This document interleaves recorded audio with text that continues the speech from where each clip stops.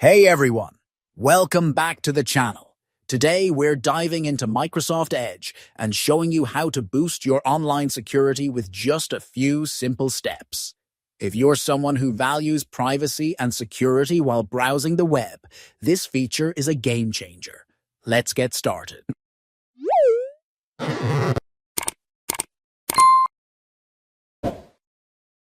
Microsoft Edge has a built-in feature called to enhance your security on the web. This feature provides an extra layer of protection while you're browsing by enforcing stricter security settings. It helps protect you from malicious websites, phishing attempts, and other online threats. Let me show you how to enable it. First, open Microsoft Edge on your computer.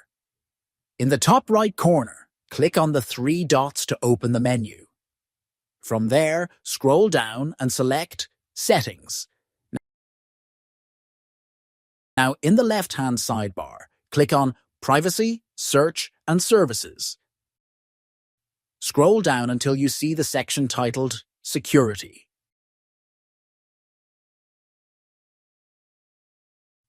Here, you'll find the option called Enhance Your Security on the Web. Once it's enabled, you can choose between two levels, Balanced or Strict. For most users, the Balanced option is a great choice. It provides strong protection without disrupting your browsing experience. If you want maximum security, go with Strict, but keep in mind it might block some legitimate websites. Once you've selected your preferred level, you're all set. Microsoft Edge will now apply these enhanced security settings to keep you safer online.